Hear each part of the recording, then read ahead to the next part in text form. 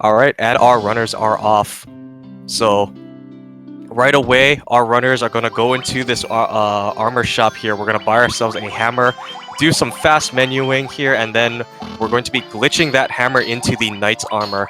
This is the equipment glitch that is unique to the PSP version of the game. It allows us to turn items in our inventory into things we're not supposed to have due to a glitch in how the game is drawing items out of the memory index.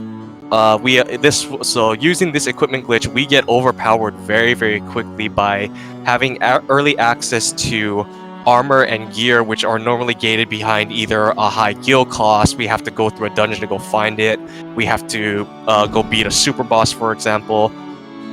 A lot of these items that we will get over the course of the run make us very strong, and just through the inherent raw stats of the items, we will be able to get through this game very quickly. PSP is only an hour and a half compared to other versions of the of Final Fantasy 1, so it is a very fast game for an RPG.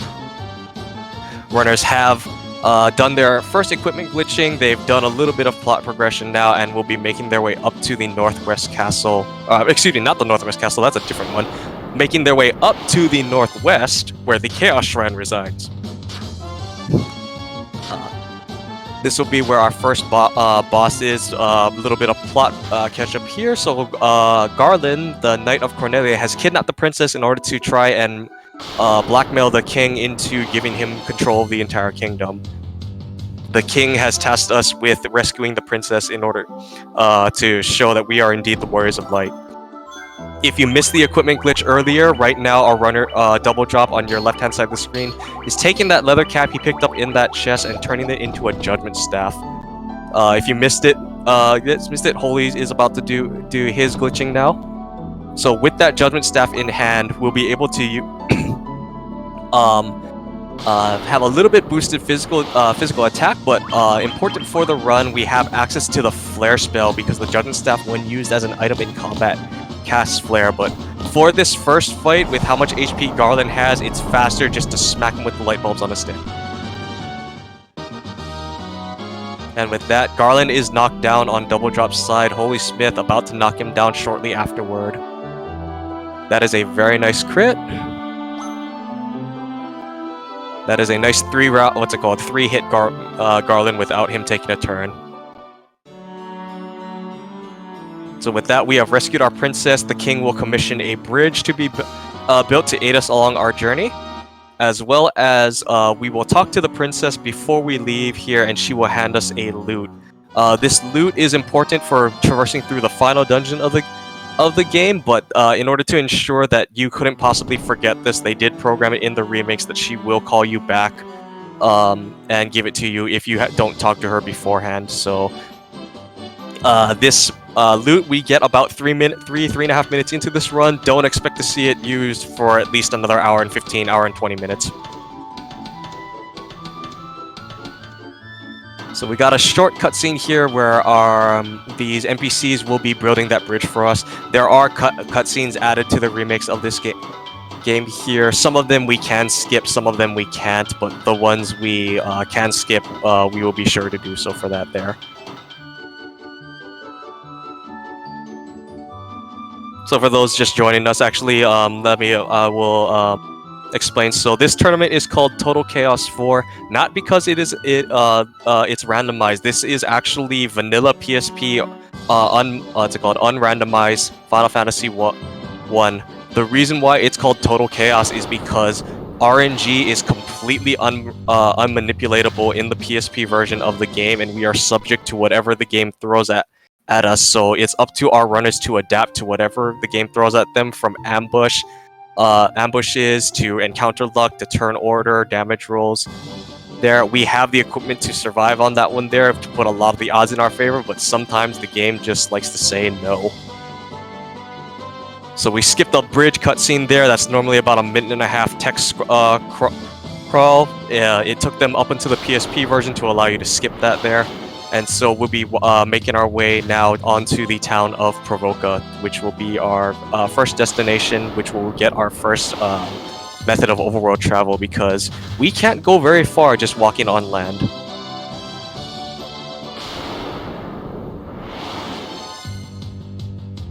And already the encounter luck is showing up in spades for both of our runners here. So in the town of Provoca, we'll see a slight variation in the route here. So both of our runners will be running what is known as the Lust Dagger route of the PSP Any Present, which is reference to a piece of equipment that we will be getting later on in the game here. But Dubldrop will opt to do his shopping first, and then fight this pirate's fight using that Judgment Staff to cast that Flare spell animation. The reason for this is because Double is running the Black Mage version of the Lust Dagger route. This makes the Black Mage the primary spellcaster, and so we will buy Black Magic spells in order to do AoE magics. HolySmith alternatively is running the White Mage version, which is an older version of the route. HolySmith will get certain pieces of equipment to glitch into other equipment, which will then be used to cast spells similar to the Judgment Staff, and then we'll use that as the White Mage as the primary spellcaster.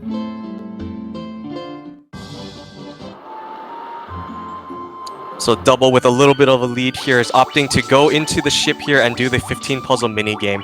So the 15 puzzle was present in all versions of Final Fantasy, but once you got to GBA, they really vamped up the prizes you can get from completing this puzzle. So what Double is going for is he wants to complete this puzzle in second place, which will be between 30 seconds and a minute by the default times that are on the scoreboard for the 15 puzzle there. The reason for this is that if you can finish in second place, there is a 1 in 6 chance of getting an item known as an emergency exit. So, which was a consumable item which can save optimally about 2 minutes of backtracking later on into the run. Let's see if you can get it there. This will be a little bit close on timing, but it looks like should be able to edge it out fine. So Turbo Ether unfortunately didn't get it. That's all right. We don't necessarily need it to complete the run. It's just nice if you do get it because it does save that little bit of time there. Optimally, a 15 puzzle will take a little over 30 seconds to do, depending on your skill level of the 15 puzzle there. So optimally, a little over 30 seconds to get it for a 1 in 6 chance.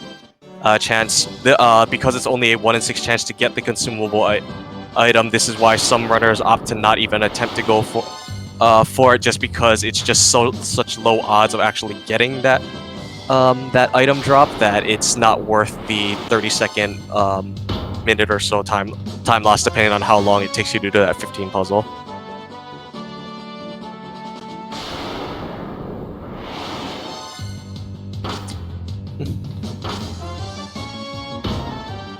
Yeah, but with that in place there, Double will be making his way to the Marsh Cave, which will be our first major progression point through there. So we have the ship now from Provoca. We're gonna go. If you were to talk to the NPCs around the Elfland here, they might mention that like the Elven Prince is asleep. There's some person in the Northwest Castle. If you were to go up to the castle up here in the Northwest, you would meet a king who says that his crown was stolen and taken into the Marsh Cave, and we need to get it back for him. I'm sure this mysterious figure who is just the only person sitting in a completely ruined castle up here in the Northwest can totally be trusted and has absolutely, zero ulterior motives as to why he would want this crown. But anyway, Double is the first one to get into the Marsh Cave here, and we'll be making our way down to the 3rd floor to get that crown. The crown will be guarded by a trap tile or a spike tile, depending on how you want to call it there. It's a tile which, when you step on it, will generate a forced encounter. For this particular tile, it will be a 2 to 4 Pisca Demon pack. For Dubldrop, because he's running the Black Mage version of the route, he'll want to have his Black Mage hit a certain EXP threshold, so Double will actually want to see ideally 3 or 4 Pisca Demons there. If he gets the 2, it's not terrible. He can make up the EXP in other ways there. It's just nice to have because EXP routing after you beat Astos, the Black Mage will conveniently be at level 8. But Pisca Demons are a non-threat in the PSP version because we have the armor to glitch on. They don't hit nearly as hard, and we also do have access to that Judgment Staff. We can just cast the Flare spell and just end that fight in one round instantly.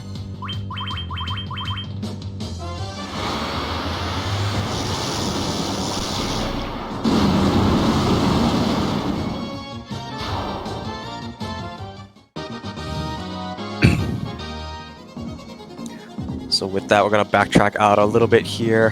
HolySmith getting a little bit unfortunate with that encounter there, knocking out his warrior, but that's all right. Because we're able to glitch all this equipment in there, one of the things we did as a part of the glitch was we made a second set of Knight's Armor. Knight's Armor normally is 36,000 gold to buy it in Melmon, and then usually items will sell for half their price. So by selling it, we have 18,000 gil to fund our early portion of the game here. That allows us to buy some Phoenix Downs. We can bring our party back up there. HolySmith able to get the Pisca Demon fight down without too much issue. So that is crown obtained, and we will make our way out up to the Northwest Castle.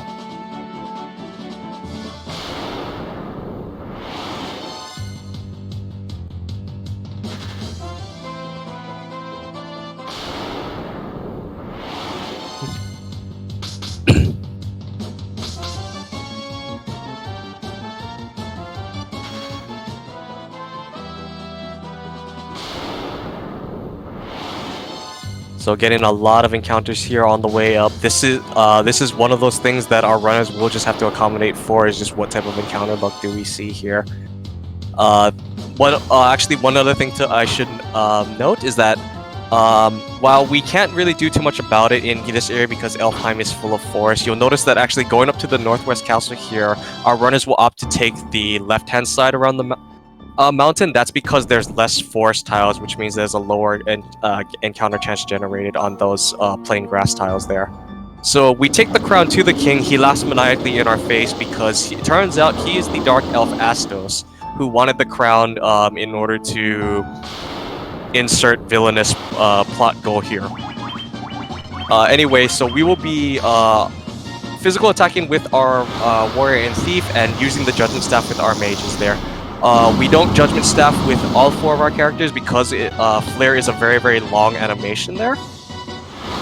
Double actually getting some very good turn order there, that physical hit from the thief coming out, and then the flare from the black mage coming out right afterward. So the thief and the warrior are there to help supplement the white mage's damage because it's random based on intelligence growths on levels. If the white mage has a high enough intelligence to do the 200 points of damage with the judgment staff, the black mage being a offensive spellcasting job will usually hit that without any issue, and it looks like Double was able to get that level 8 there for his party there. So we'll be able to purchase the level 3 black magics without issue. Also got a good Astos fight for Double. We didn't see the death spell coming out from Astos here. HolySmith now on the Astos fight. We'll see what type of fight Astos decides to give him.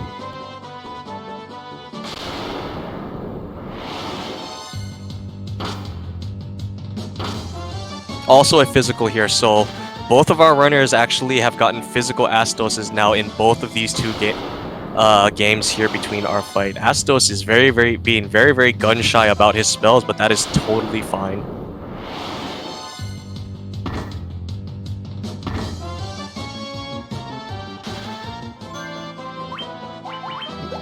Yeah, so for HolySmith as well, the white mage didn't quite hit that intelligence threshold there, so the warrior and the thief were there just to help mop up the Astos afterward.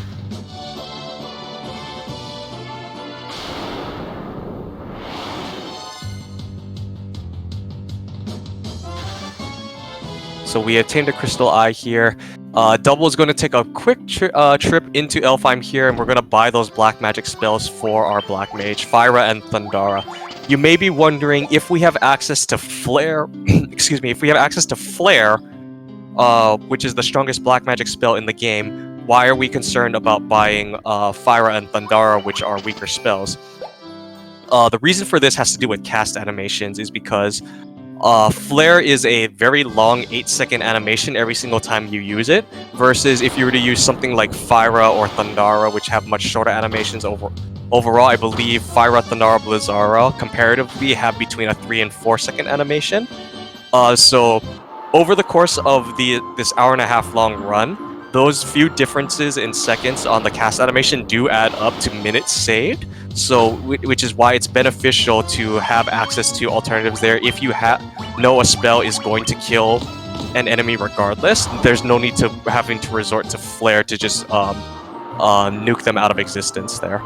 Both of our runners also additionally took a detour to the item shop in Elfheim to buy gold needles. This is a safety item that runners will grab in a race setting like this, because upcoming in the Earth Cave, we can potentially run into cockatrices, which have Stone Touch on their basic attacks, and we want to ensure that we can bring our party back up from there. If all 4 of our party members get petrified, that is a party wipe, because all the party will be considered incapacitated. But if we're if we're able to get away from that fight, we want to be able to make sure that our party can recover from it.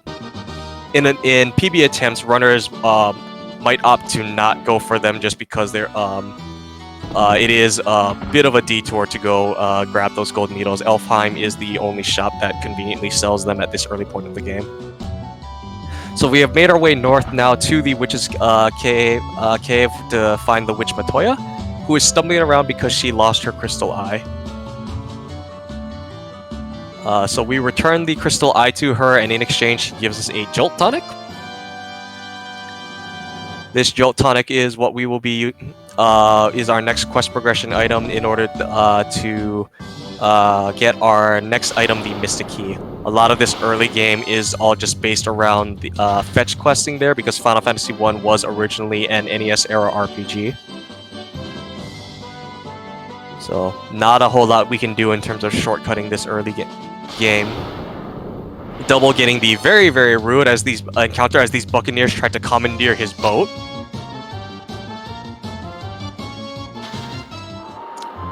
That's all right.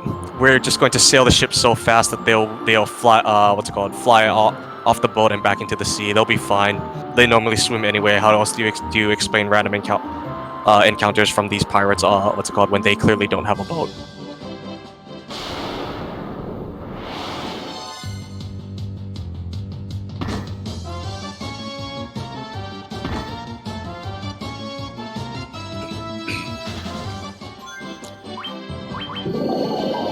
So with that Jolt Tonic in hand, making our way back to Elfheim Castle now. I'm going to take that Jolt Tonic, give it to the Prince's aide here, who will use it to awaken the Prince, who has been cursed with a sleep spell.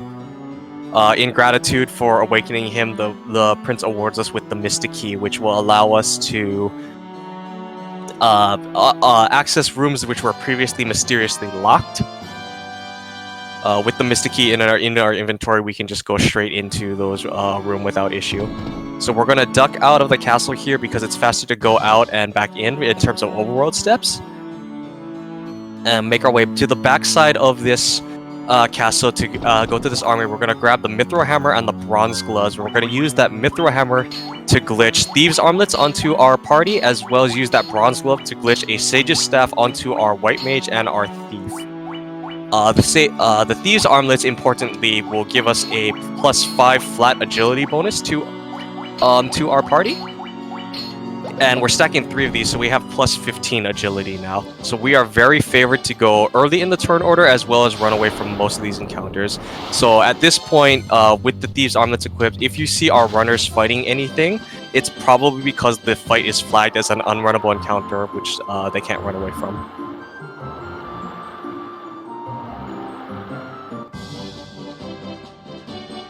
HolySmith actually has another route variation here on the White Mage version of the Lust Dagger route versus the Black Mage version that Dubldrop is using. We'll only pick up the Mithril Hammer for the Thieves' Armlets, actually, and then because the Sage's Staff is mostly just used to boost intelligence, and Holy will actually grab a item later which will glitch a different item to boost his intelligence.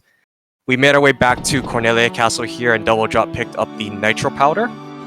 which was in these armory rooms, which were previously locked behind the Mystic Key.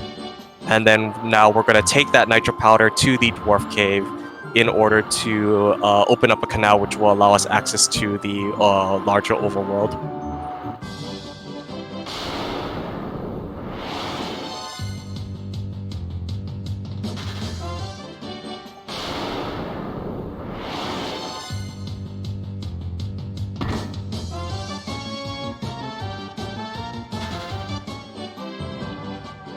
So nothing too terribly dangerous for either of our runners here going on right now. Again, the random encounters mostly are just there to waste time. At this point, we're very over-geared. Even though we might not necessarily have raw levels, we do have very, very overpowered equipment. So Double now in Mount Duger will take that nitro powder to the NPC Nerek, who resides here at the lower end of the Dwarf Cave. Are going to give him the nitro powder, and using his dwarven engineering, he will blow open a canal, which will allow free movement between this little area that we've been locked in previously, and the rest of the overworld.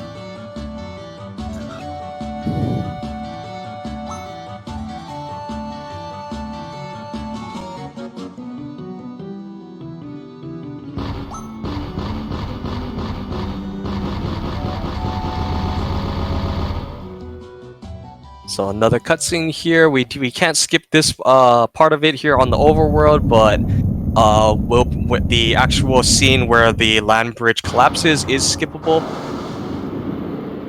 So we're able to cut out that portion of the cutscene there.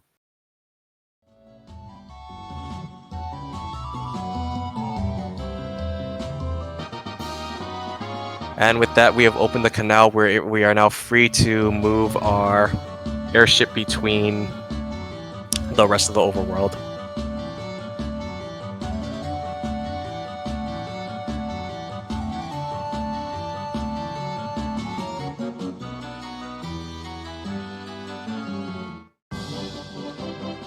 So now that we've opened up the rest of the world to us, we're going to actually make our way to the Earth Cave, which is our next major dungeon. We're here because even with free access to the rest of the world, we don't have a lot of places that we can go to. We are very much railroaded for this early portion of the game here. So we're going to make our way to the town of Melmon, which in the original NES version was a scary point of the run because for plot reasons it did not have an item shop or a clinic.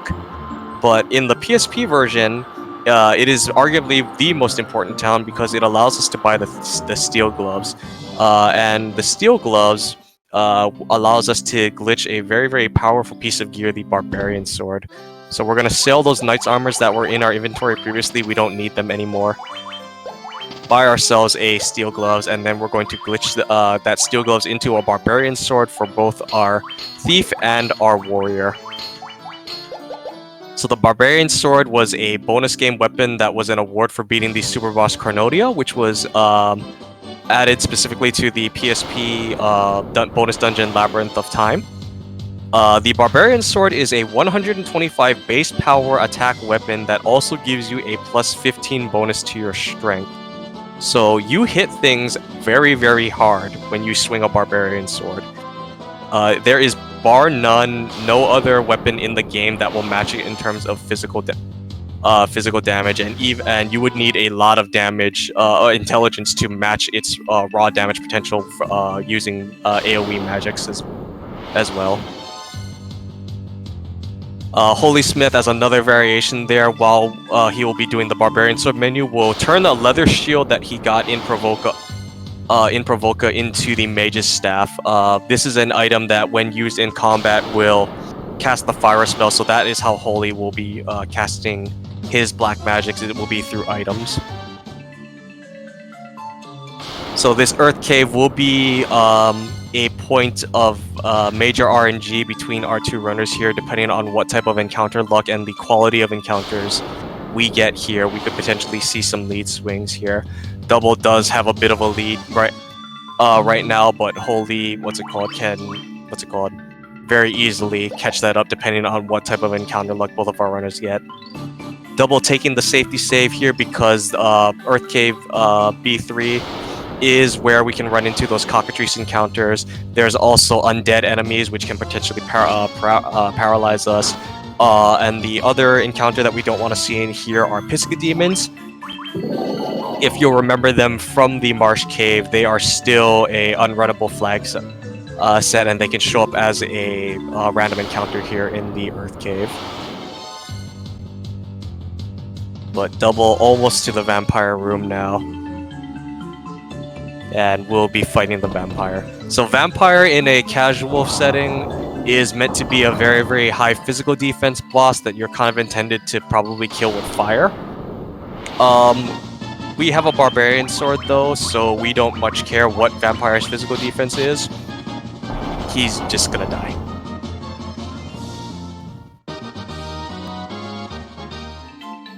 And with the vampire defeated, we'll be able to grab this star ruby, which was the chest he was guarding. So if our runners had an emergency exit, this is where they would use it. But since Double was not able to get that drop from the puzzle, we'll have to backtrack all the way out of this Earth Cave here.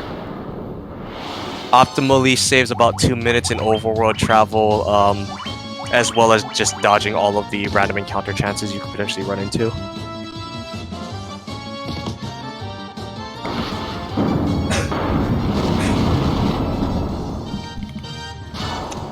Excuse me. So it is unfortunate that we have to go through this dungeon twice. If we were able to, we would want to try and go through this Earth Cave in one trip. Unfortunately, our progress is blocked by a stone slab that is behind Vampire's chamber, which is why we have to backtrack our way out of here.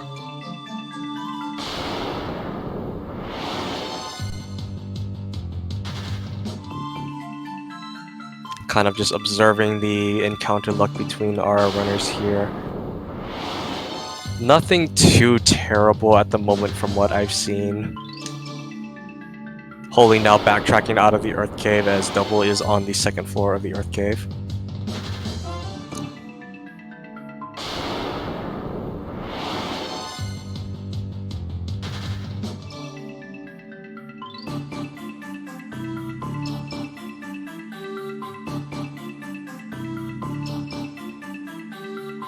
That is a Pisca Demon for HolySmith, so he will have to fight that because, as previously mentioned, it is unrunnable.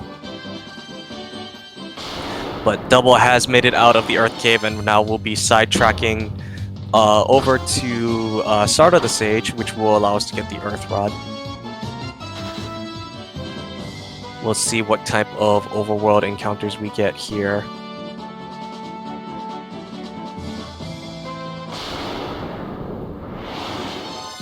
So ambush for both of our runners, and this is where I mentioned about quality of encounters, because an encounter might not necessarily be terrible or difficult to run from, but if you get an ambush and if it's a large pack of enemies like this tarantula pack that HolySmith is dealing with, you have to wait some time before you're allowed to take your next action.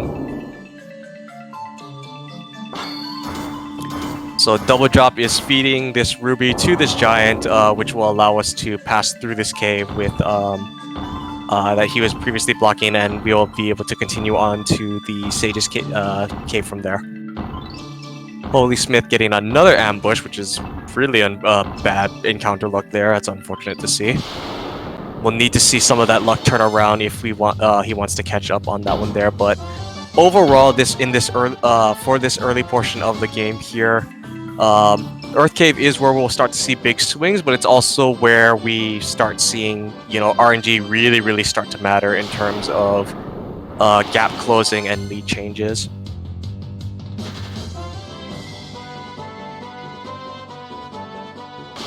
So Double almost there. Nice thing about these shadows is that they are fairly favorable to get the preemptive there. Alright, and with that, Double will talk to the Sarda the Sage, and we'll get the Earth Rod. fun fact, if you were to somehow get to Sarda without having beaten the vampire and obtaining the Star Ruby, which are required to get past the giant, the game still is programmed to have him have a different dialogue box if you haven't beaten the vampire. This, I believe, I know this is true in NES, and as much of a broken mess in programming wise that Final Fantasy 1 NES was for things not working as intended, it was very, very well guarded against sequence breaking. That's part of the reason why, specifically, even in remakes, there's not like a reverse boss order category or anything like that. There, because like to do it properly, we still have to beat Lich first, and then we'd have to go like Tiamat, Kraken, Marilith after that. So it's all kinds of wonky. But anyway, with that Earth Rod in hand, our runners will be making their way back to the Earth Cave here. Looks like the gap between our two runners has remained largely consistent between the two of them.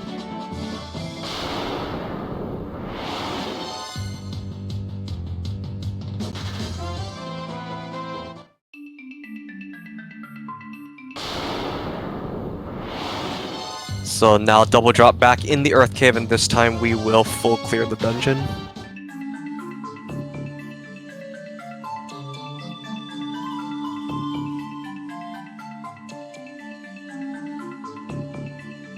Looks like HolySmith got an unfortunate encounter with the undead.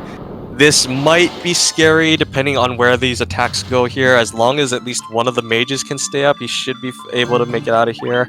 So only the white mage up, so is opting to take the safer route there and judgment staffing the enemies down there. That zombie did try to get that swing in on the paralysis touch there, but fortunately was able to dodge that paralysis.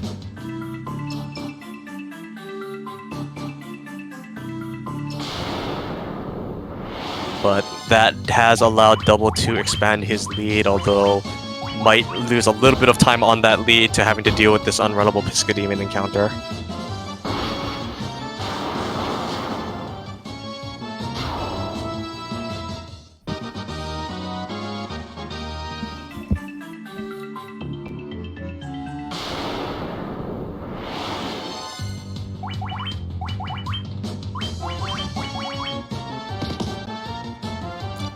Rates are still even with our agility gear. Actually, we do have some enemies which are fairly agile by defaults. Even though they are a runnable encounter, it's sometimes faster just to clear them out, as Double has done with that Wraith encounter using the fire magic there. So Double now has made his way back to the vampire's chamber. Will make his way to the back side of it there, and then using that Earth Rod, we'll clear out this stone tablet away, which was previously blocking the stairs. And then we'll make his way to the 4th floor of the Earth Cave. Okay, the 4th floor not nearly as dangerous compared to the 3rd floor, weirdly enough. Even though a lot of the encounters are still the same between the 3rd and 4th floor, there's more encounters that you can potentially run into, so it kind of dilutes the threat and likelihood that you're going to run into them.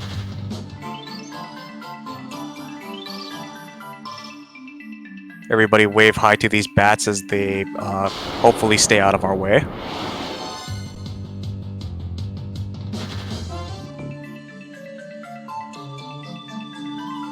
Alright, and with that, Dubldrop has made it to the 5th floor of the Earth Cave, as HolySmith is now entering the 4th.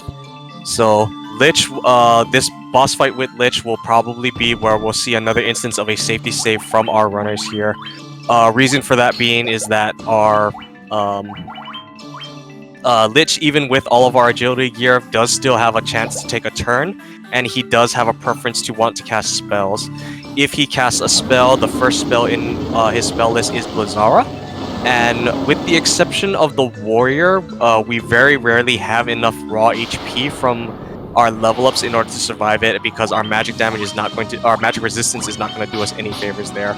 So we are just going to swing Barbarian Swords here. Dubldrop also opted to add an additional Barbarian Sword to the White Mage there to try and guarantee the 1 round there. Lich did get a turn in, but Lich decided to go physical instead, so that's very good to see.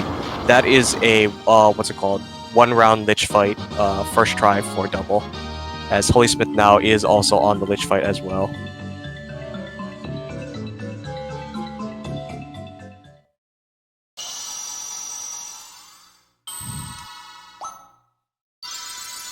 So Double took a little bit of a safety there by adding that Barbarian sword. Normally, you would just rely on your Thief and your Warrior to do the damage rolls, because it's fairly favorable odds for between the Warrior and the Thief to get it there. Sometimes you can get a little bit of a low roll though. So that is a Blizzara for HolySmith there. That is the party down, but because he was able to full heal the Warrior survived the Blizzara there. So unfortunate on the wipe there, but at least able to keep the Lich fight down to one round there. Didn't have to reload to a backup save.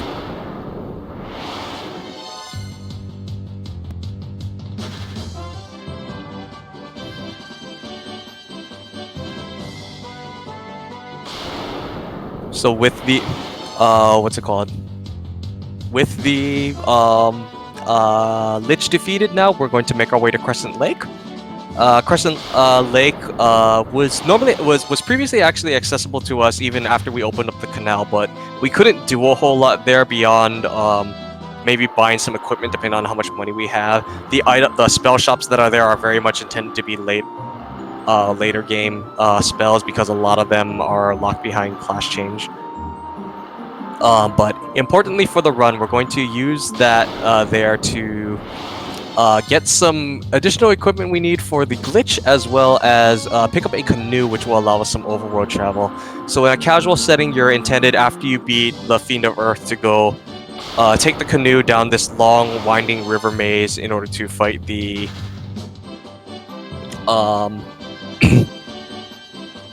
the river maze into the volcano to fight Marilith. Lost my train of thought there for a second there, sorry.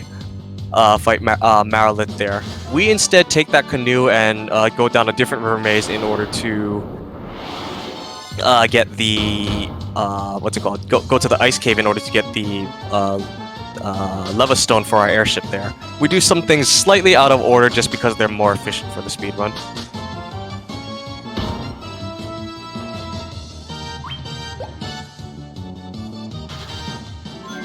So nothing too terribly dangerous here.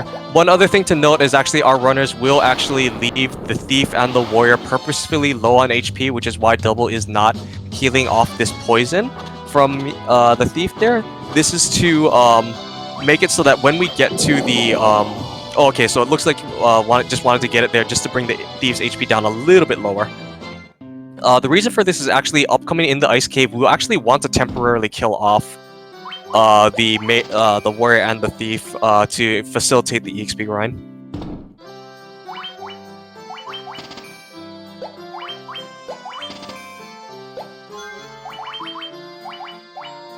So we bought ourselves a Mithril Gloves and a Mithril Axe, and we're going to importantly use those to glitch the Black Garb onto every single party member except for the Warrior, and then we're also going to glitch Lust Daggers onto our mages there. Double does a slight variation, and this is I believe a runner preference that he does there. He likes to keep the Sage's Staff on the Black Mage to have that intelligence boost there, and will instead opt to temporarily take the Barbarian Sword off the Thief and put the Lust Dagger onto the Thief there.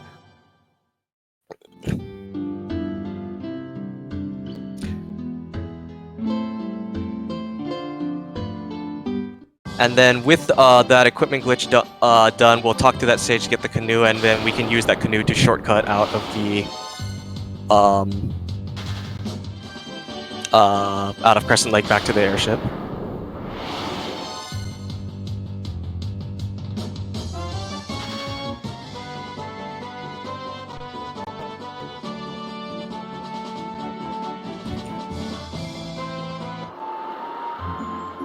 So with now making our way to the Ice Cavern there.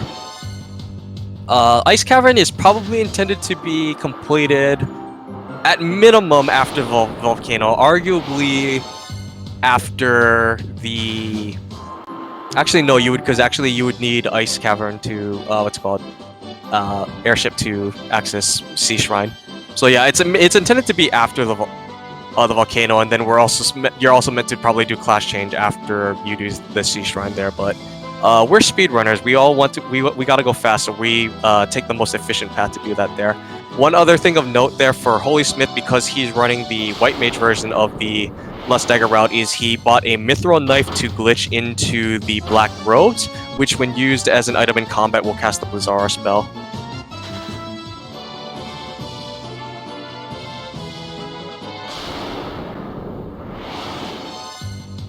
So with that,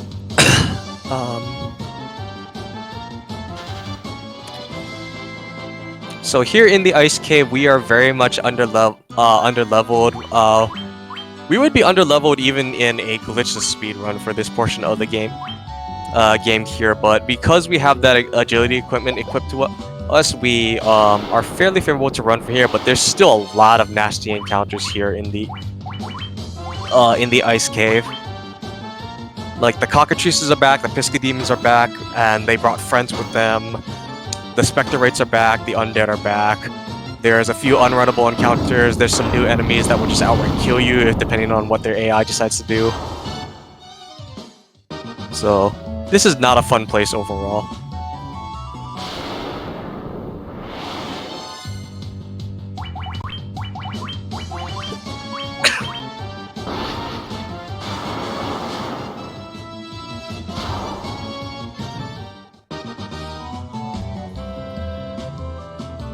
So, one other thing I should note as well. So, as I previously mentioned, we glitched the black garb onto everybody except the warrior. The reason for this is because for the equipment glitch, you do need to have someone that can equip the original item before you glitch it onto another person's inventory. And unfortunately, at this point, only the warrior can equip axes.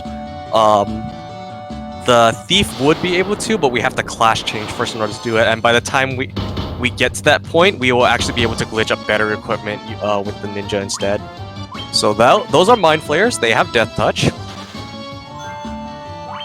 That's good and bad for Double because it does kill off the warrior, but it did kill off the White Mage, so he will have to spend some time to bring the White Mage back up. Again, we do want to temporarily kill off the warrior and the thief here because that will facilitate splitting EXP between our mages who are our last living party members. So EXP is split amongst all the living party members at the end of a battle. So by having fewer party members alive, those that remaining still will get more larger chunk of the EXP. So Holy taking a little bit of a riskier strat by having the warrior and the thief already dead. The warrior being down isn't too terribly dangerous. He has the worst agility equipment out of every one of the party there. But having the thief down as well can be a little bit risky sometimes there, just because you do have that one less person to try and attempt to run from fights. But able to make it work either way, it looks like here, as Double has made it to the eye trap tile.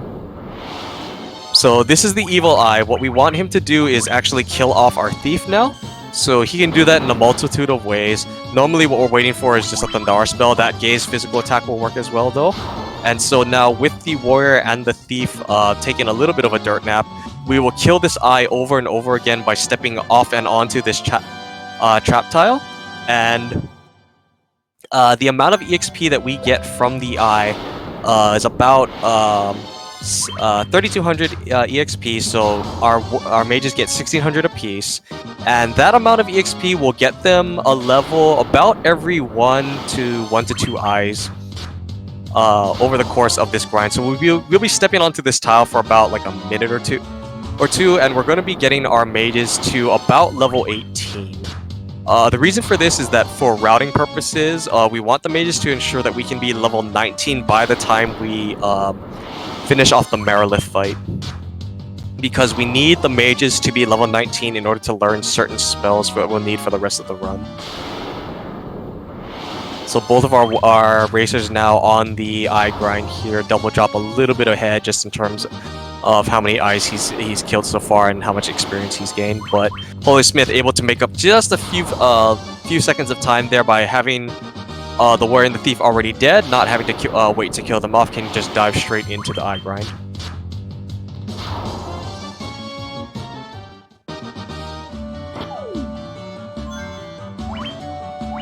Alright, so Double has opted to go to level 17 for that one there. That is a strategy because with the by the time you get up to about 17, 18, it's about 2 eyes worth of EXP per level. So what some runners will do will do like instead of going straight to level 18, they'll do 17 plus 1, where they'll get to level 17 and take 1 more eye fight. And then through the course of just the random encounters that you're forced to take between here and the end of Citadel Trials, along with like fighting Marilith, you just take the EXP that you get in order to ensure that you're level 19. And then with that Ice Gaze encounter, that'll also help make up some EXP there. So Holy did go all the way up to level 19 there. It looks like we'll be taking 1 additional eye, possibly to feed some additional EXP onto the Thief. So one of the reasons why we do want to we bring the Thief back up is because we want to start feeding some EXP into him. The Thief does become our largest source of physical damage later on in the run after we class change into a ninja. But additionally, if we can get the Thief to hit level 15 by the time we kill Marilith, this will allow us to get haste for our ninja, because the ninja can learn up to level 4 black magic if he's at least level 15. And this will allow us to potentially save a turn on the chaos fight at the end of the run.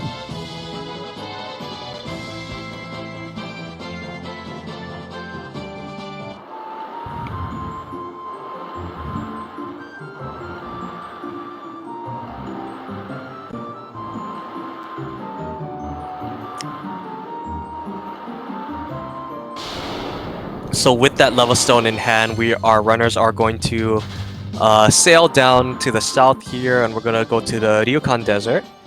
We'll use that level stone to raise an airship from the desert, and that will allow us free movement throughout the overworld. And while we're on the airship, we won't get random encounters.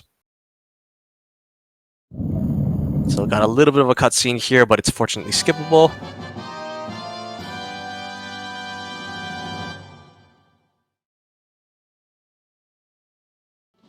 And with that, we will then now make our way to the next destination, which is the Citadel of Trials, in order to do the class change quest.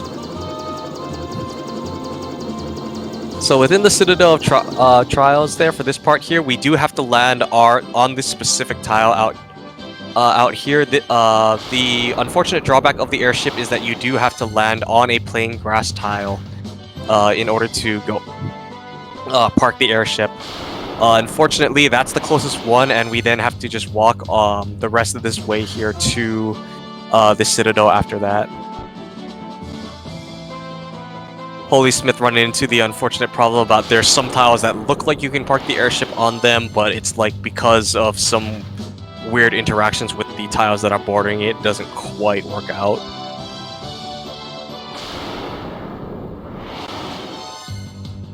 So in the Citadel Trials there, as Double is first one to get in, we have to talk to this NPC in order to activate the teleporter maze.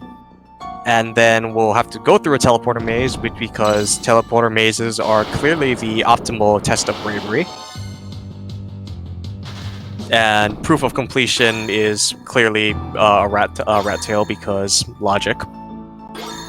So our runners are very familiar with the path through the Citadel of Trials here, but if you've in a casual playthrough, if you ever got lost in here, or if you've never gone through it before, if given the choice between multiple teleporters, you always just want to take the lower of the teleporters. Double has ran into the unrunnable Minotaur zombie encounter here, and unfortunately doesn't have any MP left on his Black Mage, so we'll have to take a turn to re-ether up before we're able to use that Fire spell to take out this Minotaur zombie. Minotaur zombies are unrunnable, but the side benefit, they do give a lot of EXP for what they're worth.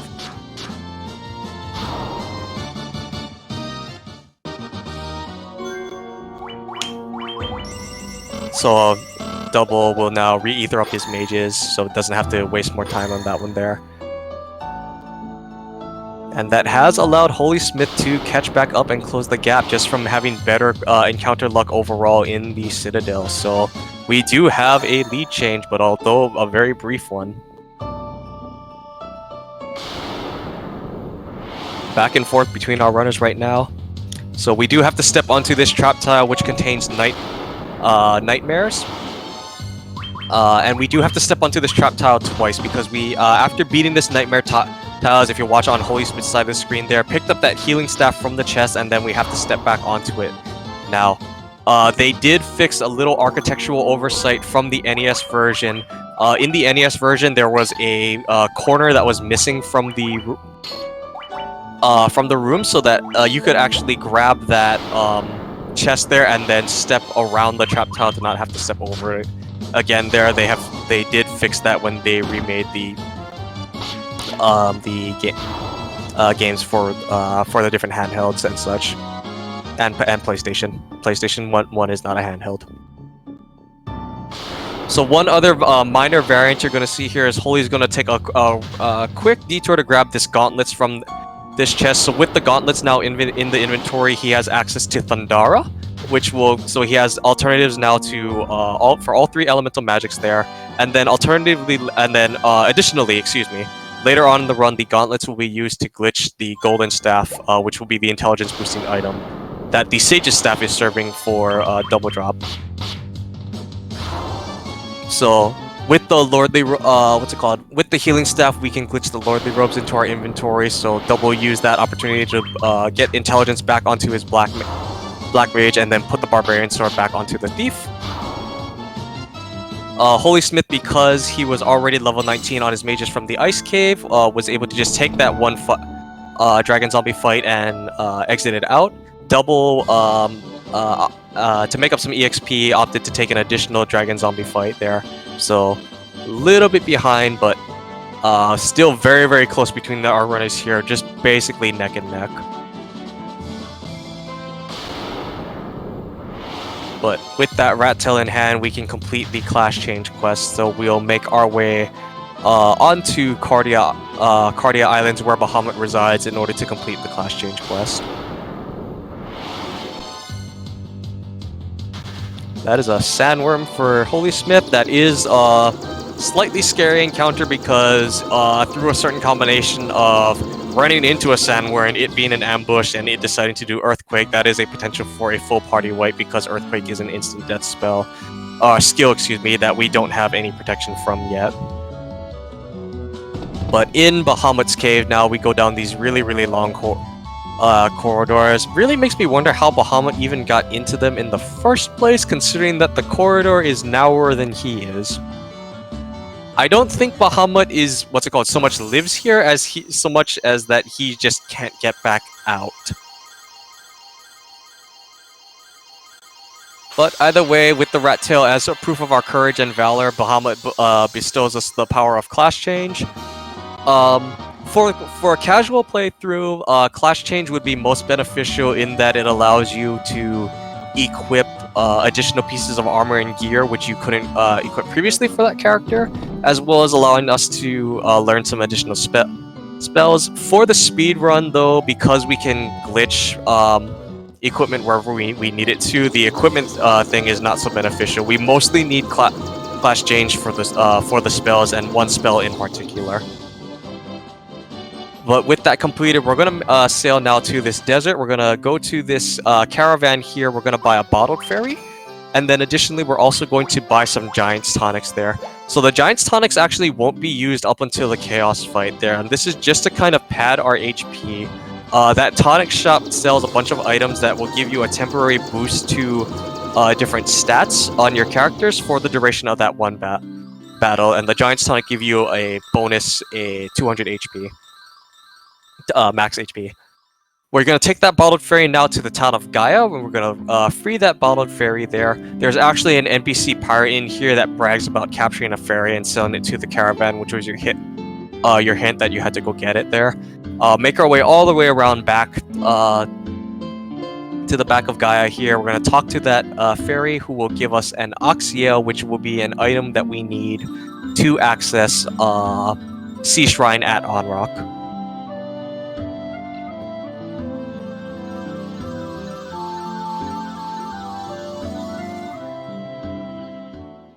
But we will be going to that afterwards, because we do have one dungeon that we need to do after doing all of these detours. We are finally going to listen to the sage that gave us the canoe and go fight the Fiend of Fire in the volcano, and it's much faster to take an airship there than it is to take that long winding river maze to it.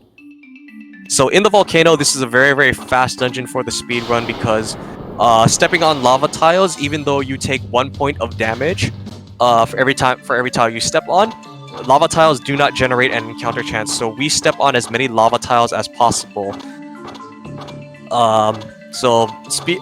If you are a Final Fantasy 1 speedrunner, you are just inherently terrible at playing the floor as lava during the speedrun, because you want to step on as much lava as possible.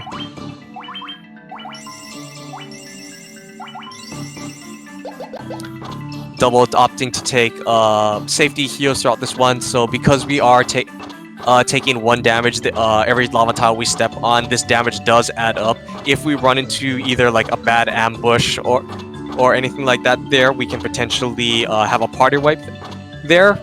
So that is completely understandable for our racers to stop partway through the volcano to heal up so that they ensure that their run doesn't die. In a PB attempt, runners will often just risk it through the entire volcano and not heal up until this point where Double is right now in front of Marilith's chamber, because with a combination of PSP's lower encounter rate with the lava tiles, you're not. It's not too uncommon to see a only 1 or 2 encounters in the volcano, if any at all. So on the Marilith fight now for Dubldrop, as Holy is making his way down through the volcano. Marilith of 1400 HP. What's it called? Double will be opting to use those Lust Daggers to ensure that we get that 1400 damage there, just in case the Barbarian Swords aren't quite enough.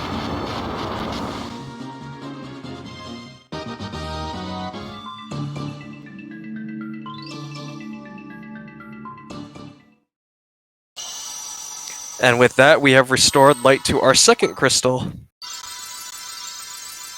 HolySmith now doing up his healing to prepare for the Marilith fight, as well as ethering up his mages.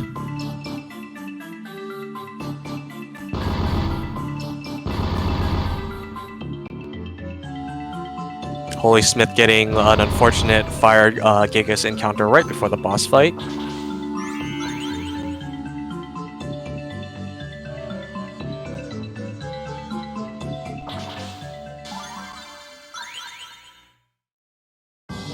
Alright, so with the volcano boss beaten, we are going to do a little bit more detouring now. We're going to stop into Elfheim. We're going to buy black magics for our party there. I did happen to catch that Dubldrop's ninja is level 15, so we'll be able to buy haste for the ninja, and we're also going to add haste onto the black mage and Blizzara for the black mage as well. So normally throughout the course of the run there, you would basically just only get haste on the black mage, because the ninja isn't guaranteed to be level 15 there, but if you can get it there, then you can potentially save a turn on the chaos fight by having the ninja cast haste himself.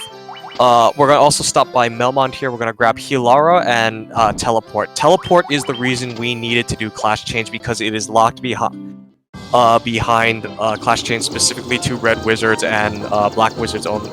only. A ninja cannot unfortunately cast teleport, which doesn't make any sense to me. Ninjas disappear in smoke clouds all the time. They are clearly using some form of teleporting. But I digress. So with all those magics in hand, we have done all of our magic shopping for the run. We are going to make our way to the town of Onrock in order to access the Sea Shrine.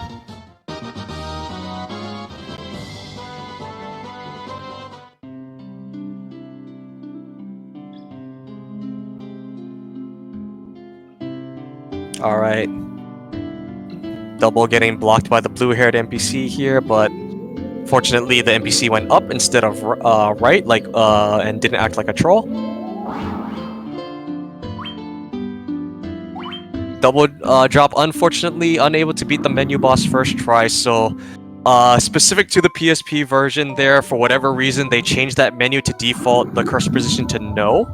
So if you are mashing very quickly to try and get into the submarine, if you're not careful, you might accidentally press no there. So that is a little, like, I'm not even sure what adjective I can use to describe how tiny that little menu boss it is, but it's what's it called? Enough of a hindrance that I like to call that the menu boss.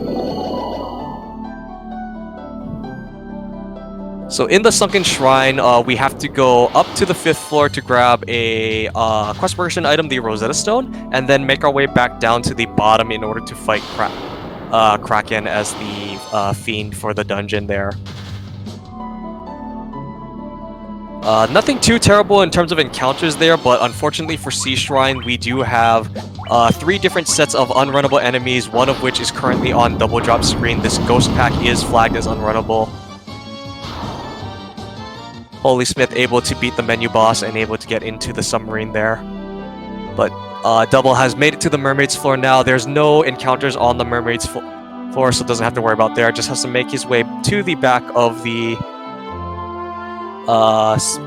floor to grab the Rosetta Stone there. And then after grabbing that Rosetta Stone, this is where we will start seeing use of the teleport spell. So teleport is, if you're familiar with NES, teleport is the warp spell. This will take you back 1 floor on a dungeon there. So this saves us time in backtracking, and Dubldrop will be opting to do the 4th floor light axe here. So there's 2 light axes in the Sea Shrine, and you need to grab at least one of them in order to glitch the survival vest into your inventory. It's kind of a recent change to option to the route is grabbing the light axe on the 4th floor. Traditionally, runners used to grab the axe on the 2nd floor. Majority of them still do grab it on the 4th floor. Or excuse me, on the 2nd floor. The 4th floor is slightly fewer steps overall to get to it, and it's not guarded by trap tiles. So but there is a slightly worse encounter chance and just encounter quality on the 4th floor. So it balances out to about the same over the course of an average run, but I think some more testing still needs to be done to determine which is the optimal one of the two for that. But with that light axe in hand, Double is currently menuing to glitch survival vests onto his party members, and then additionally we'll be stacking the lordly robes, which were created from the healing staff that we picked up in the Citadel trials onto the mages there. So the lordly robes give us an intelligence boost, the survival gifts give us a plus 15 to our agility. Very common theme where we're just boosting our agility with every single piece of armor we glitch on by and large, and then we use that teleport spell since we're already in the menu in order to save backtracking to the 3rd floor. HolySmith also grabbing the 4th floor light axe and will be glitching items into his inventory there. One other thing you'll note between our runners there is that we're, with the exception of the lordly robes that are currently on a couple of our mages for our runners there, we're very, very careful to not glitch items into the shield slot of our character's inventory. The reason for this is that if you have something equipped in the shield slot, there is an additional calculation that the game runs to see if you have a chance to block the enemy's attack, which will cause it to miss. Normally, this isn't an issue when you have the shields because the shields are programmed to have the to appear. But because there's an animation associated with the shield blocking, not all of the pieces of equipment have this because we're glitching things like helmets and body armor into our shield slot. If we happen to glitch an item which does not have this animation, the game will hard lock and crash.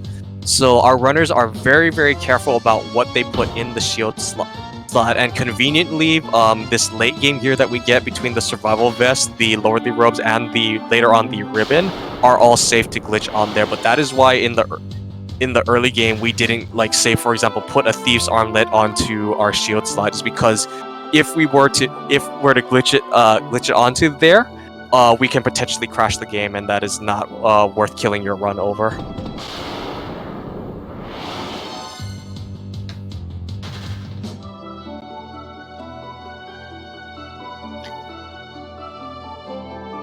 Double now on the first floor of the Sea Shrine, making his way to the Kraken fight.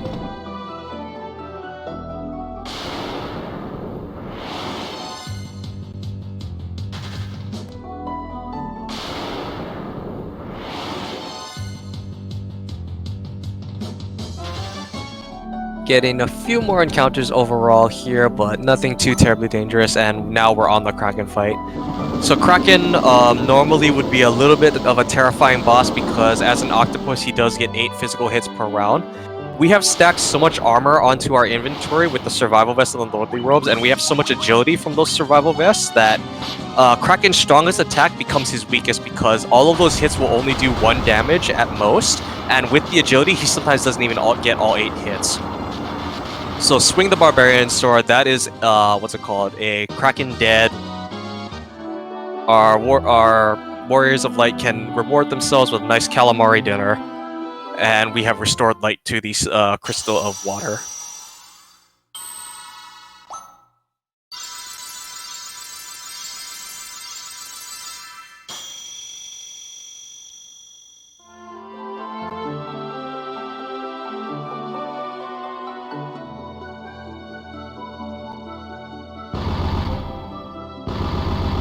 Question in chat, what is the counters under each of the screens? So the counter is actually how many games that each of our runners have won. So this is a best of 3 series between our 2 races here. So it's the first to 2 wins will advance on in the bracket stage. Dubldrop currently has 1 win over HolySmith, which is why we have one of those symbols, which is actually the final boss Chaos.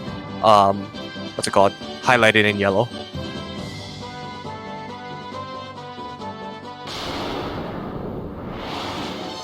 That is Kraken down for HolySmith, so probably anywhere between 45 seconds to maybe just over a minute behind for HolySmith there. Still can catch up depending on what type of encounter luck, but the later into this run goes, the smaller that window closes. So in the Waterfall Cavern, nothing too terribly dangerous we have to worry about here.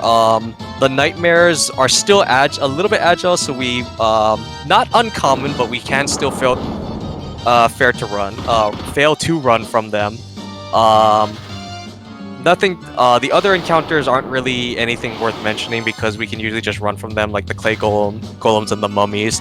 There, the only thing we really don't want to see is a 1 in 64 green dragon encounter because that is an unrunnable encounter, and we'll have to take the time to actually fight the thing.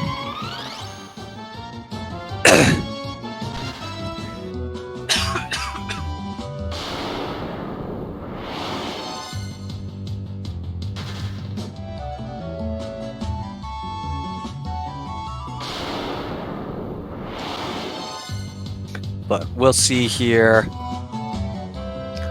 Double almost through the Waterfall Cavern as Holy unfortunately got hit with the Ice King's Winter Wolf encounter in the overworld.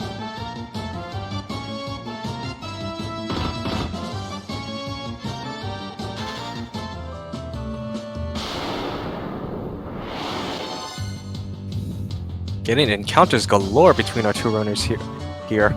Friendly reminder, PSP has a lower encounter rate compared to other versions of this game which have random encounters. I think the game needs to be reminded of this every once in a while.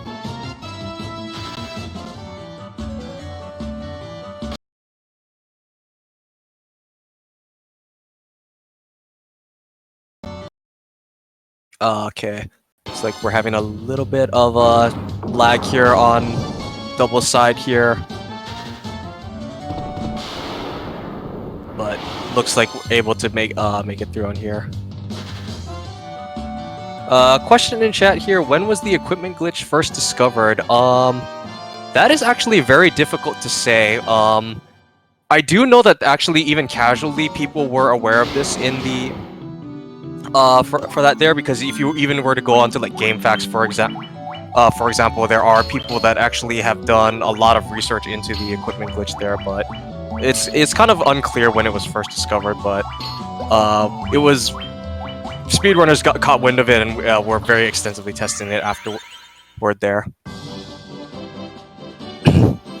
So a little bit catch up here on the equipment glitching there. So we'll see it on HolySmith's screen here. Actually, is so we get the warp cube from this NPC here, and then we're going to pick up the ribbon in one of the chests here.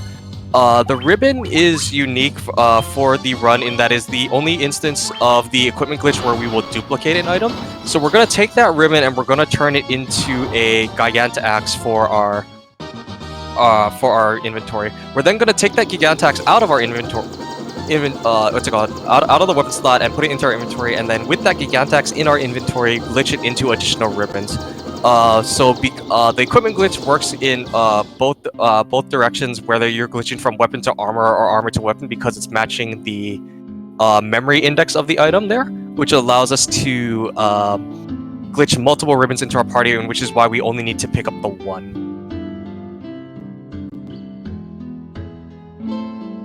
So Double has made it back to Melmon and we'll speak to Dr. Un. We will learn Lufenian, and then we will make our way up into the Lufenian Peninsula. One other thing of note is that the teleport spell, if you are either in a town or a one-floor dungeon, it will just act as the exit spell and just take you out of that dungeon and back into the overworld.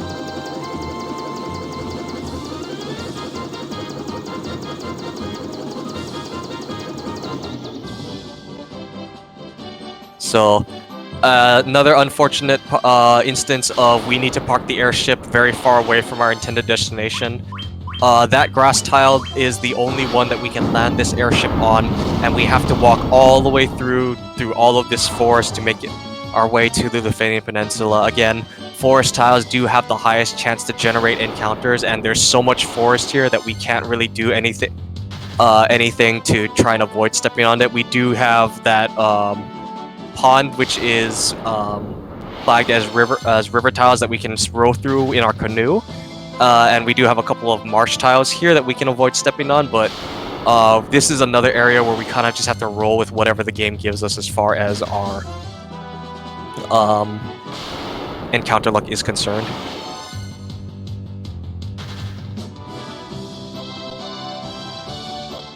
Alright, so with that, Dubldrop is the first one to make it into Lufenia. Let's see, do the NPCs cooperate with us? That's one cooperating NPC. Okay, this is an NPC block. This is why the NPCs are the worst enemies in Final Fantasy 1. They can block one tile wide corridors and just waste your time by not moving out of the way.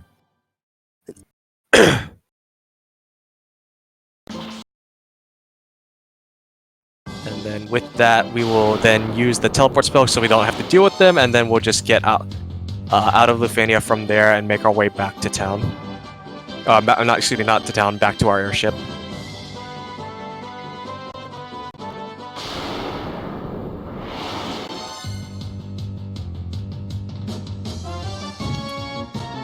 So this peninsula has just been fairly uncooperative to both our runners.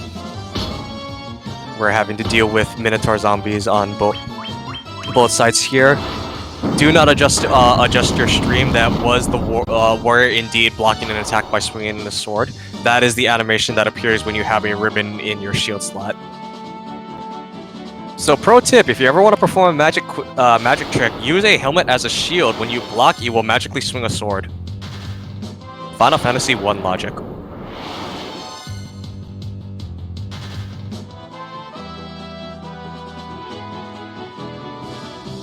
Alright, so Double back at his airship now. We'll take just a quick airship ride down to this little tile on the other side of the mountain, and we'll make our way to the Mirage Tower. So we needed both the Chime and the Warp Cube in order to access this dungeon. Double getting a very rude encounter instantly in the first floor of the Mirage Tower.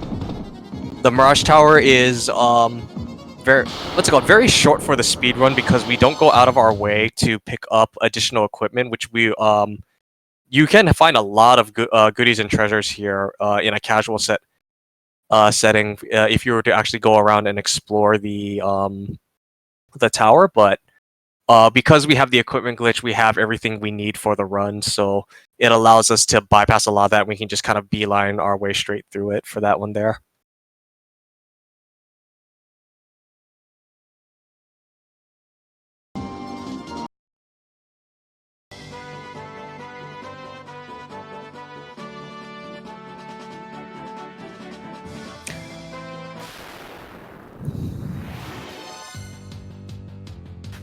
Alright, so Double able to make it now to the third floor of the Mirage Tower. We'll have to step onto the Blue Dragon Trap tile, getting ambushed by vampires there. Alright, so this is a Blue Dragon Trap tile. That is a Blue Dragon. And that is a dead Blue Dragon.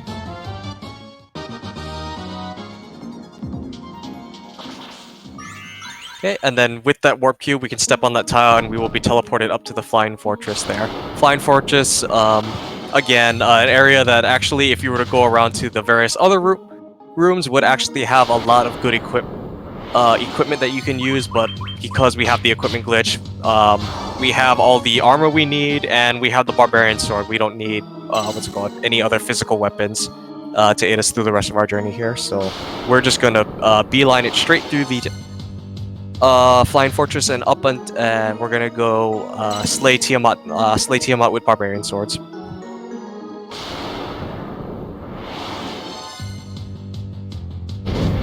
Double getting a rude Rakshasa Medusa encounter, so this will take a little bit of time. Rakshasas have a tendency to want to cast the fire spell.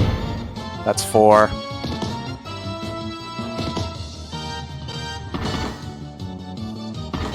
So 4 out of 6 Rakshasa cast fire. At least the Medusas didn't gaze though, so that was like 50% bad RNG in terms of animation lengths.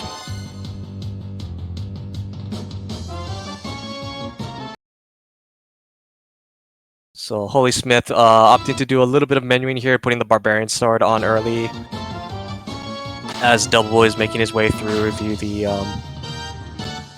4th floor of the Flying Fortress. The 4th floor wraps around in all directions, and how you're intended to find the exit is you need to go 2 screens worth of tiles horizontally and vertically without doubling back, so that you can go like right, up, down, left. You can stagger it. You can go like up, right. As long as you don't backtrack on your path, you'll be able to find the exit from there. So with this encounter luck, HolySmith is now basically about half a floor back from Dubldrop.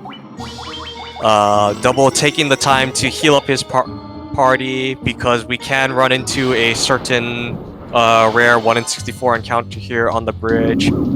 That is not the 1 in 64 encounter, but that is certainly annoying because it's an ambush. We have ribbons on most of our party members there, so the instant death isn't a concern for the Mind Flayers, but the reason why the Mind Flayer's Mind Blast can still paralyze us is that it has to do with some weird elemental properties, with the Mind Blast, I believe, being the Time Elemental, which, yes, there's Time Elemental magic in this game. And the ribbon does not guard against Time Elemental magic, so it does allow the party to still be petrified. But both of our runners now on that Tiamat fight, and that one encounter is basically the reason why we're all tied up again.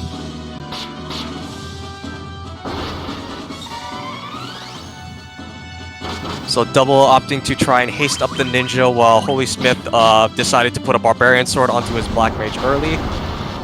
So with that extra Barbarian Sword swing, was able to get Tiamat down just a few seconds ahead of Dubldrop.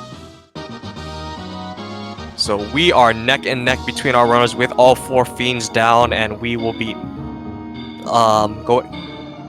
what's it called? It will all be down to the Chaos Shrine to determine who is in the lead at the end of this race here.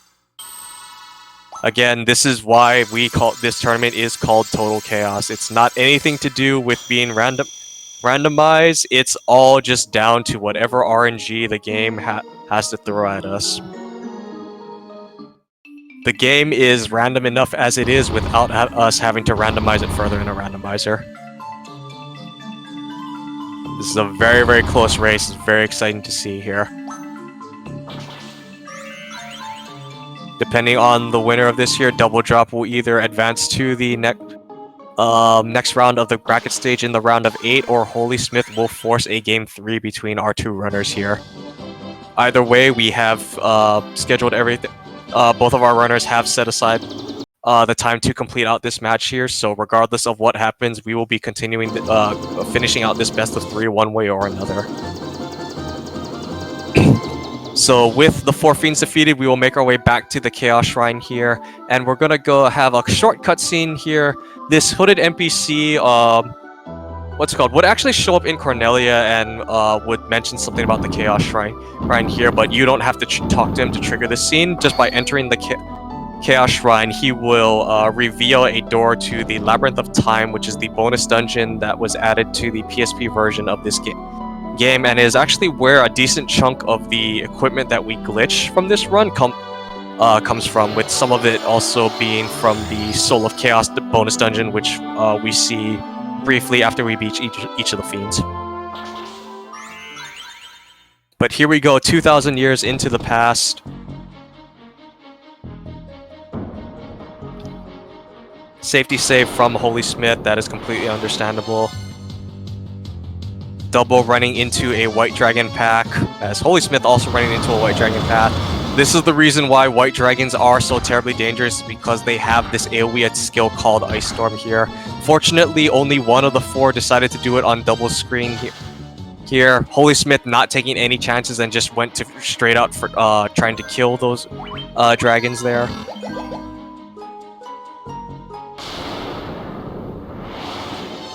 So we are seeing a lot of these dragons now.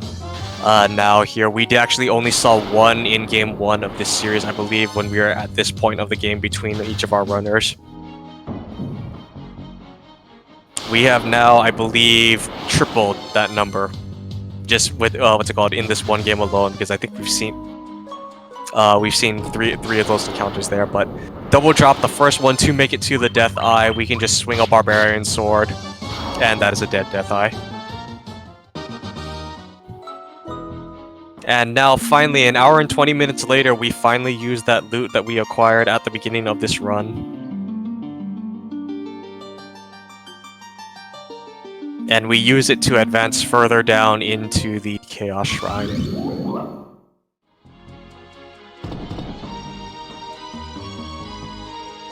Alright, so we have to backtrack up a few more floors through the Chaos Shrine here, as Double is getting ambushed by a Chimera Ryos encounter. That's 2 blazes. That's all 3 of them blazing, so that is the maximum amount of time loss, and that is a dead Black Mage there, so Double will need to take a little bit of additional time to heal up, but HolySmith got the unrunnable Ice Gigas Winterwolf encounter, so the RNG balanced out, and Double is able to retain his lead here. On the first floor of the Chaos Shrine now, before we head back into the basement levels. Okay, much better encounter with those Ice Dragons the second time around for Dubldrop.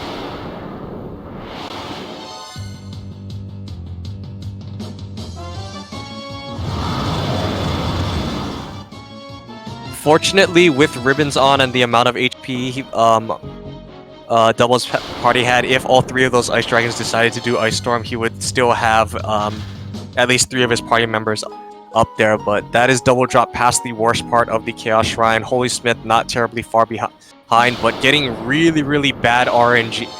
I think that is at least 4 Ice Gigas Winterwolf encounters that I've seen from HolySmith in the last 3 minutes. over the course of just backtracking through this portion of the dungeon here, and he still has one more floor to go actually.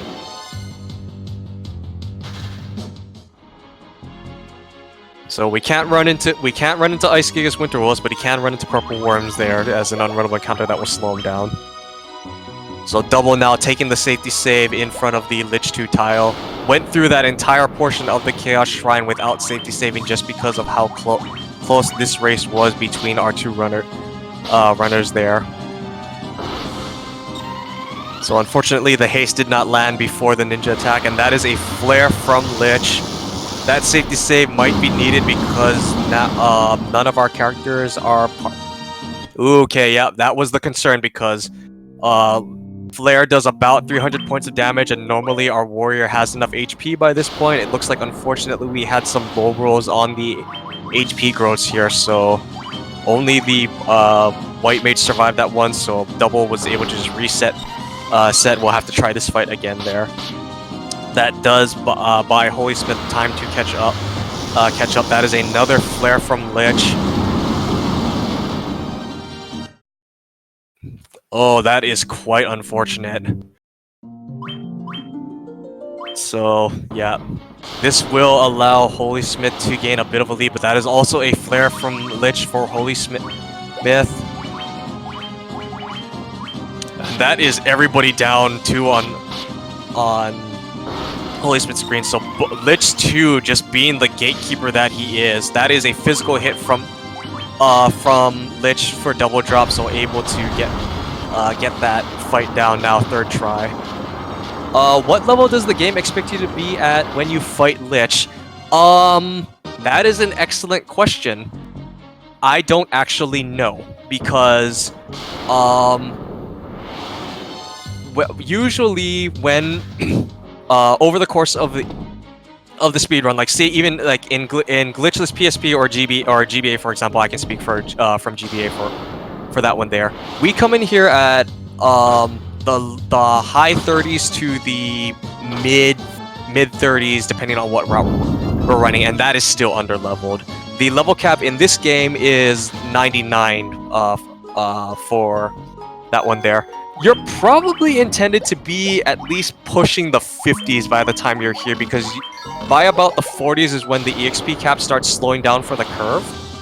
Yeah, so like casually is probably about like at minimum mid 40s in here. So we are super under leveled, being only in the 20s for this PSP glitched route, and it's oftentimes just down to whatever we can get for the RNG growths. And it's just a bit unfortunate that even though the warrior does have the most amount of guaranteed strong HP level growths in the for all the classes, you do still have those random rolls that you can just like not get all of them there, and so the warrior for Double is actually a little bit on the low side for the knight's HP. He's usually like at least in the 350s by this point. 330s, 350s between there. But yeah, Lich basically being the equalizer that this race needed, so our runners now just back and forth on the Kraken floor. This is going to... yeah, this is basically coming down to encounter luck and whatever Chaos decides to do for his AI, I think. All just a matter of who gets that better RNG.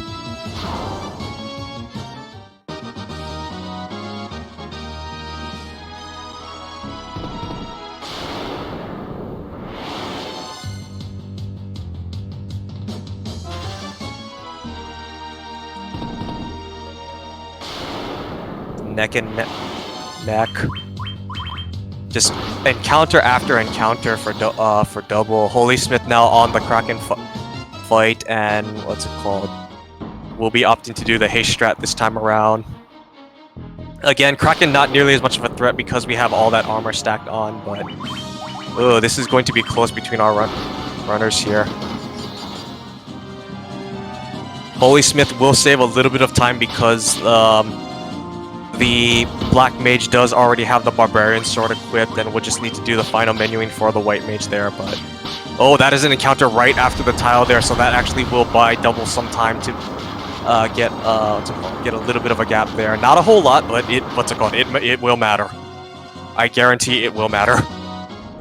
So many races. There's already been a few races in this game that have come down to just like the tiniest amount of differences between the quality of the encounters that our runners get.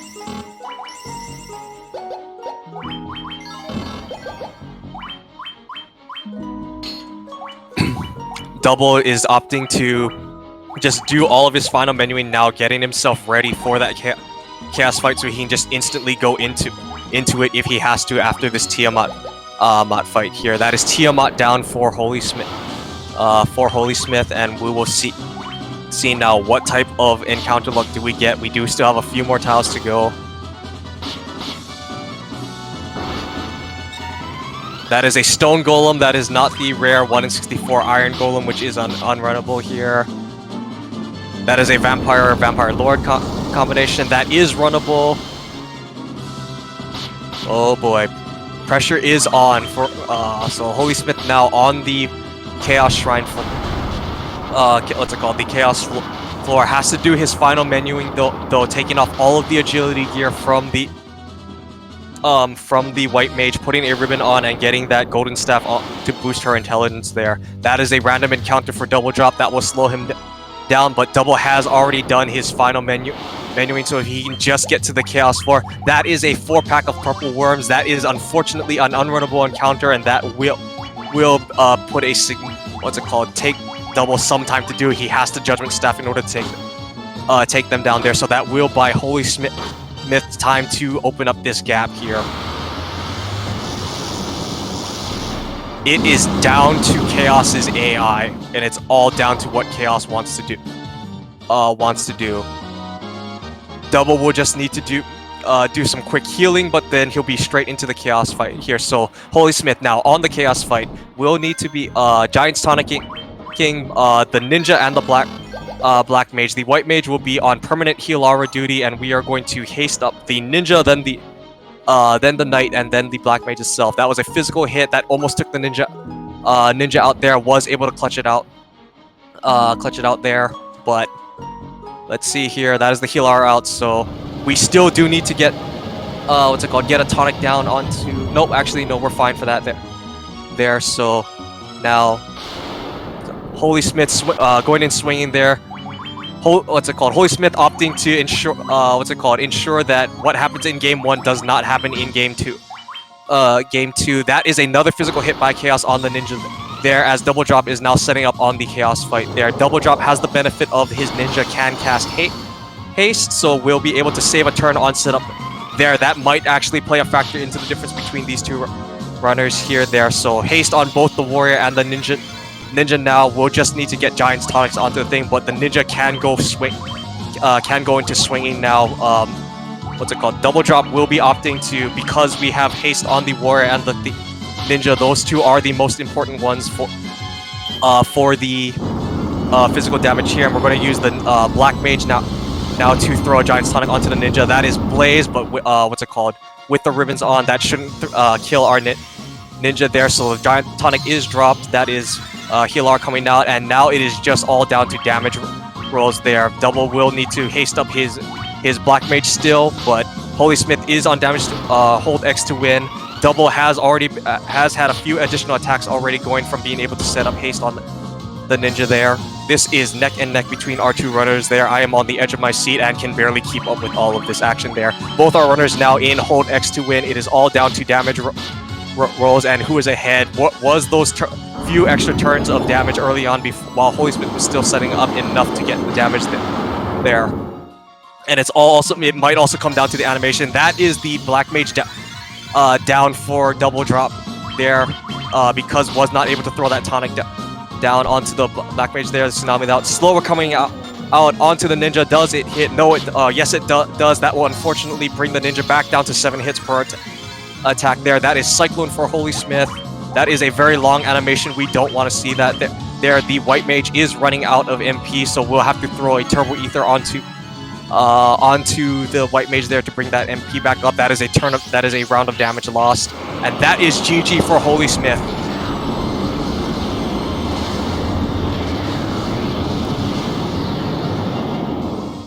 HolySmith with it. With an official SRL time of 1 hour 34 minutes and 23 seconds.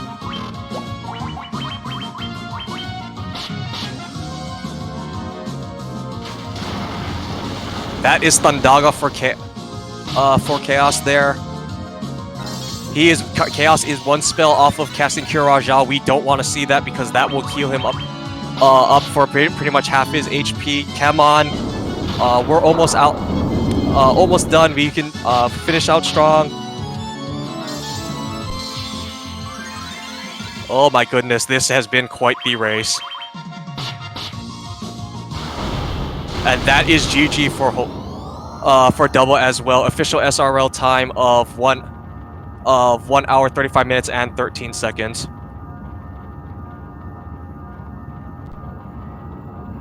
Oh my word. That was a game.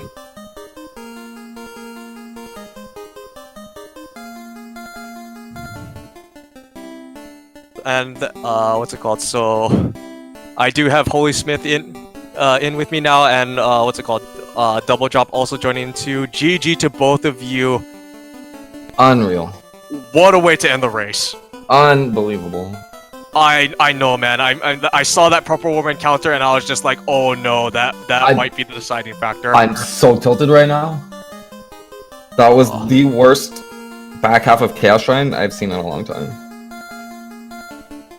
Yeah, like, I mean, being neck and neck at Tiamat and just basically coming down to the Chaos Shrine there. Holy cow! Like, if you want an example of what Total Chaos is, that was this game right here. I mean, I tried to pull it off. I yellowed Chaos, but no, yeah, you did everything you could, man. I don't blame you. I give you massive props for that.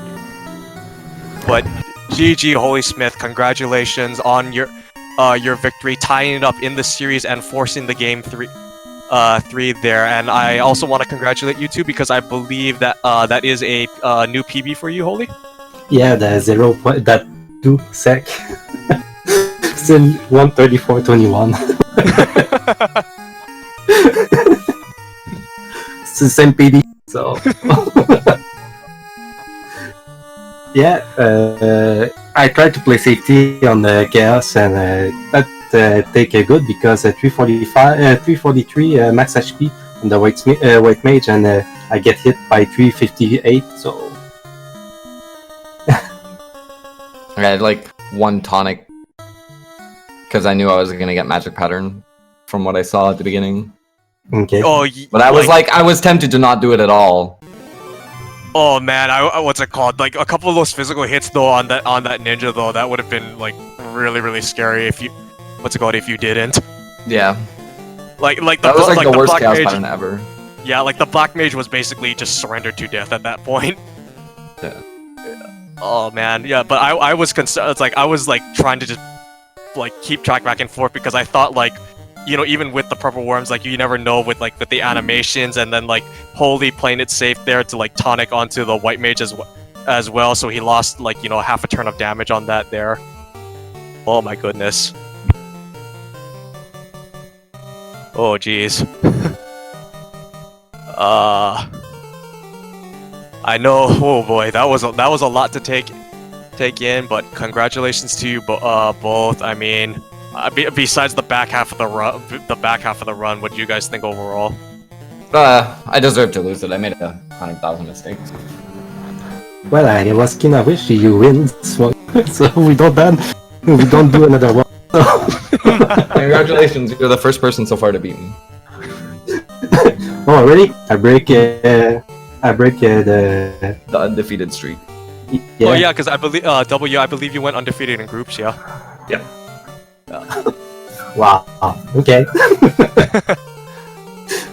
So I guess what's it called? We have that little what's it called, trophy for that there, but oh geez. Alrighty there, but that is a lot to cool down from. I know I want to give you guys time to get set up, you know, decompress after that close race there. Let's you know, any final thoughts before I let you go? It's gonna be game 3. The best RNG win. Yep. So have fun. Good luck.